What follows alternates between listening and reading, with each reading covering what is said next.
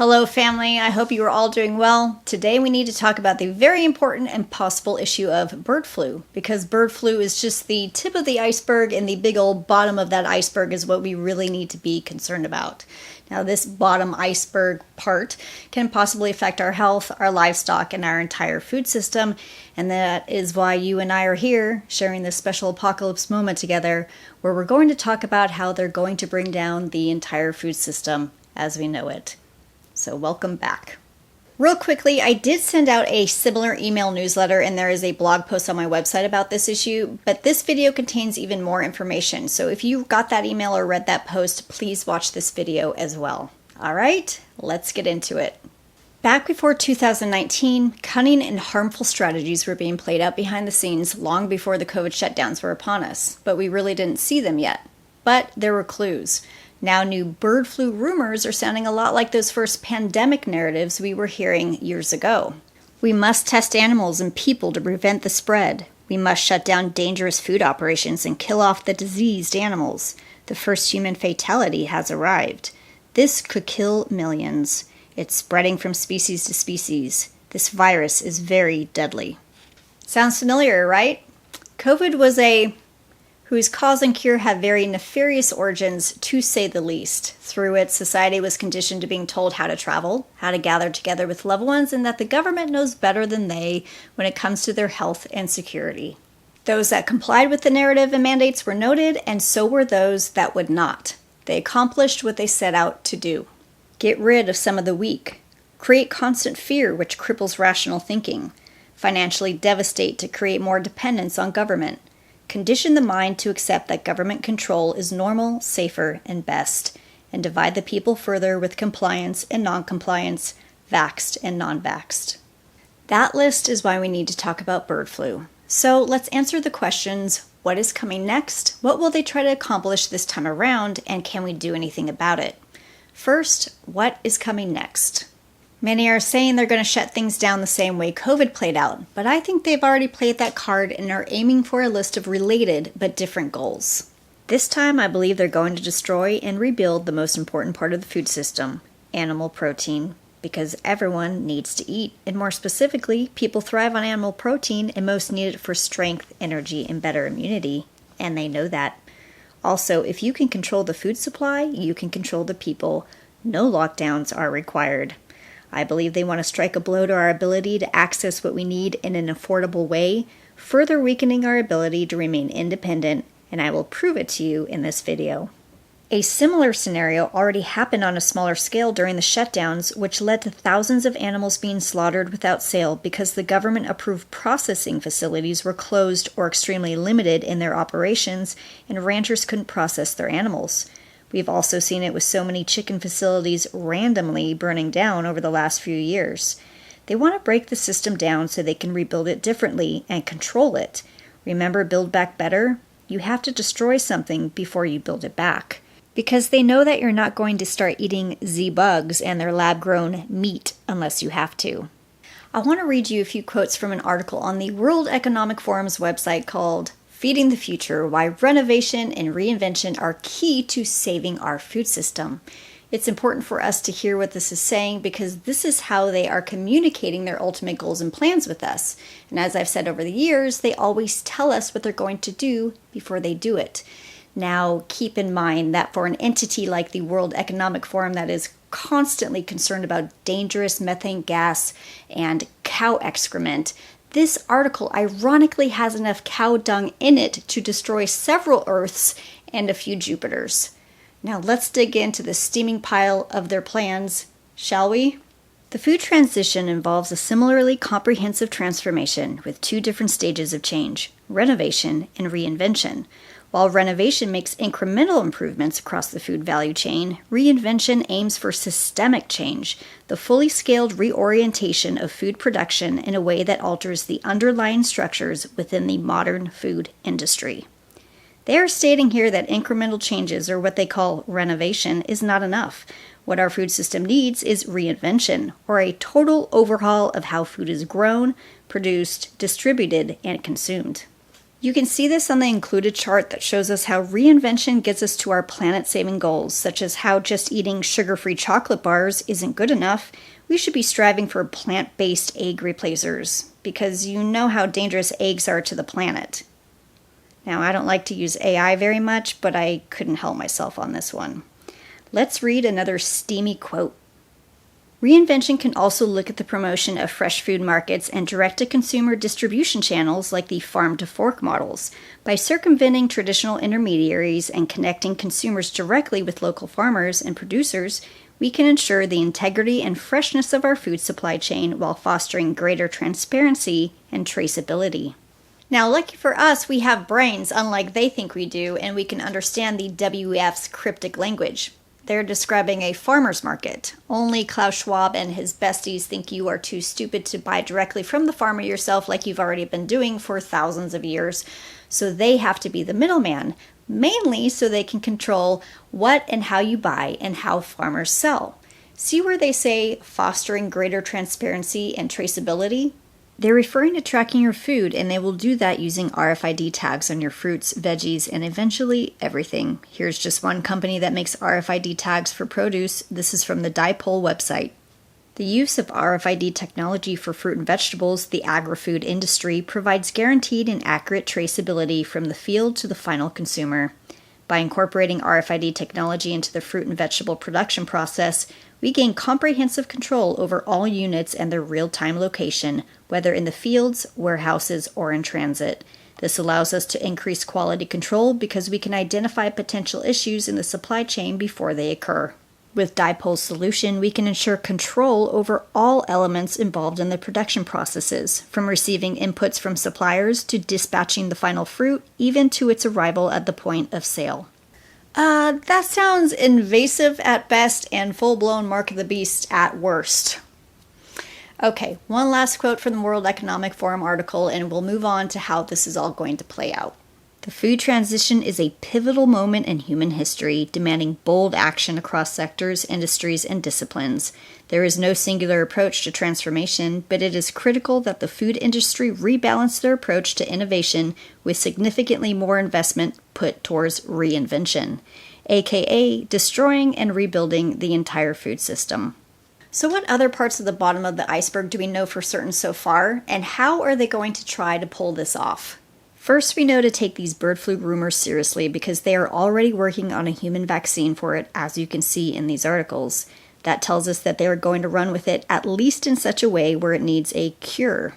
We know it has been extensively reported that bird flu is transferring to other species, specifically cattle. So right now we have chicken and beef and dairy supposedly affected, the main animal protein sources of our nation. RFID chips have now been mandated for cattle that will cross state lines, with the exception being cattle that are headed to slaughter. These chips will track each individual animal in their movement and health, including vaccination schedules. This presents a loss of privacy for the owner, unknown health risks for the animal, and the potential for unnecessary quarantines, slaughtering, and devastating financial loss. RFID tags have been required by the government under the narrative of controlling disease outbreaks, which of course can be legitimate. But unfortunately, these tracking methods have been abused in the past, so are of much concern. So we have the push for all fruit and vegetable produce tracking with RFID, and cattle now being tracked as it's being mandated by the government if they move across state lines. We also know that humans need complete proteins, specifically animal proteins for strength and health. I cannot function if I do not eat protein from animals, whether it be eggs, meat, or dairy, and I have never found a plant-based protein that sustained me with energy. There are also antibodies found in meat that help our immune systems fight off disease. Again, they know all this. We know that meat processing facilities are controlled by the government. Almost all meat has to be processed through a USDA-approved and inspected facility. If the government says that you can't process animals at all, can only process traceable RFID-tagged animals or animals that have had a certain vaccine, then you cannot process animals unless you do it yourself, which is not practical for the large majority of ranchers, big or small. If ranchers and small operations cannot process their meat, or it becomes so tedious or expensive to do so, then they lose their ability to produce income and go out of business. This leads to the destruction of all ranching operations that won't comply with government mandates, soaring the cost of meat for the consumer and growing government control of our food supply. Just as businesses like Walmart, Amazon, and Costco were allowed to stay open and operating during COVID lockdowns while smaller private businesses were forced to shut down, the same will happen with our protein supply. Only the big boys with mass-produced meat operations who follow all government orders will succeed. Now let's then take the narrative they have been saying for years that having backyard chickens will spread bird flu to humans. If they decide to run with this, local and big government entities will enforce mandates that forbid the public from buying and raising chickens, selling their eggs, raising them for meat, and they will possibly, but most likely, demand testing, which is highly inaccurate, to determine whether your chickens need to be put down. This will all happen under the notion of public safety. You know, I never thought I'd go down defending chickens, but anything's possible in the apocalypse. And there you have it, folks, the total plan of the destruction of the most important part of our food supply, real food, both plants and most importantly, animal protein. And here is a picture of a puppy to soften the reality of this possible scenario. So what can we do? We can't stop the plans of psychopaths, but we can lessen their control of our food by taking a few steps. Number 1, get to know and purchase your meat from local ranchers and farmers and support smaller operations that aren't dependent on government-controlled processors. Usually your local farmers market will have at least one local rancher present, or you can find one through the eatwild.com website. 1915 Farm here in Texas is another option. You can buy meat in bulk from them and they pasture raise all their animals. I will link to their website with a discount code below. 2, raise your own meat and grow your own food. We have raised 2 rounds of meat chickens, and it is a lot of work, but independence from the mainstream food supply isn't easy. If it was, everyone would be doing it. I recommend teaming up with another family or 2 nearby to share equipment cost and time on processing day. Growing your own food has a learning curve, so I suggest starting now. Grow things that you want to eat, and that will supply you with calories and nutrients. My personal favorites are sweet potatoes, strawberries, and medicinal herbs.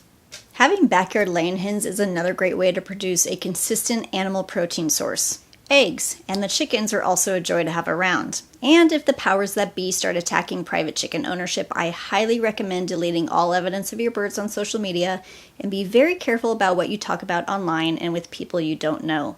It is very tough not to brag about your chickens, but consider playing the game of, my chickens are so special that only special people get to know about them.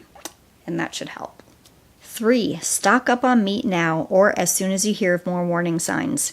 Buy an extra freezer on Craigslist and fill it with the meat you want to eat. Purchasing a half cow or a round of chickens from a local rancher can save you money, or you can always stock up at your local store when they have sales. Don't forget about canned meats like chicken and tuna that can supply you with a good protein source, and again, buy the meat you eat. If these plans are delayed, you don't want to have a bunch of food laying around that isn't appetizing to you. Freeze-drying your own meat, as well as stocking up on already freeze-dried meat from companies that have done the work for you, can also help you stock up quickly. Freeze-dried food lasts at least 10 to 25 years depending on what it is, and it retains almost all of its original nutrition. Here's an example of some steak and ground beef we have freeze-dried, and I will put the resources for these things in the comment below. And I will say that you can also freeze-dry things like brownies and ice cream, so I'm just going to let you stew on that. And you can also freeze-dry stew. Which leads me to pressure canning meat, also being a great option. Consider canning hearty, meat-rich stews and soups, which make easy meals.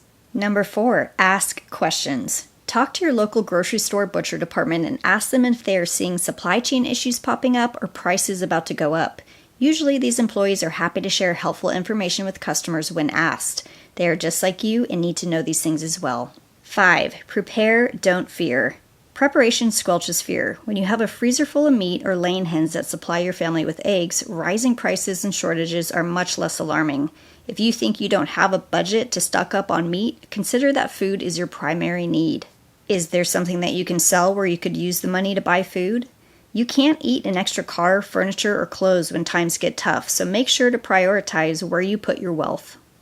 5, build up your immunity and stay healthy. If bird flu or whatever they're putting out there does start to affect humans, the best thing we can do is go into this season with a healthy body, specifically a strong immune system. Good sleep, lower stress, healthy real food, good sunshine, laughter with friends, and supportive natural supplements are the foundation for strong immunity. And if you'd like to support me at all, we do offer an organic line of things that can help you do that, which I'm not going to go into here because the whole natural sector of this is under attack as well. But these are things that are worth checking out, and I will link to them below. And lastly, remember that God sees all, and I may be wrong in my predictions. Their plan will either take place, or it won't, or perhaps it will be something in between. Ultimately, we don't know what will happen, but whatever does happen, remember that God sees it. He knows who's doing what. He sees the injustice. He knows your needs, and His plan will prevail over all. Psalm 2, 1-4 says, "Why are the nations in an uproar, and the peoples devising a vain thing? The kings of the earth take their stand, and the rulers take counsel together against the Lord and against His anointed, saying, Let us tear their fetters apart and cast away their cords from us. He who sits in the heavens laughs. The Lord scoffs at them." The Lord scoffs at them. That means He is laughing at them in a mocking way because they are nothing to Him. My hope is in Christ and His coming kingdom, and that is what gives me peace as the world changes for the worse. Beautiful things will still take place, and there are still people fighting for righteousness and access to stake. His word tells us to ask for wisdom and to seek Him above all else, and that is my ultimate plan, and I hope that it's yours too. Thank you so much for watching this video, and if you guys feel it's worthy, we appreciate you sharing it with your friends and liking and commenting and all those things that help us with the algorithm. We'd love it if you could sign up for our email list where we often reveal a lot of this information first. And I would love your feedback in the comments below. I can't respond to all of them, but I do see them all, and I always appreciate your feedback. So with that, I will say God bless you guys. Keep your eyes on the kingdom and the beef in your freezer. I am Katie from Good Patriot, and I will see you again soon.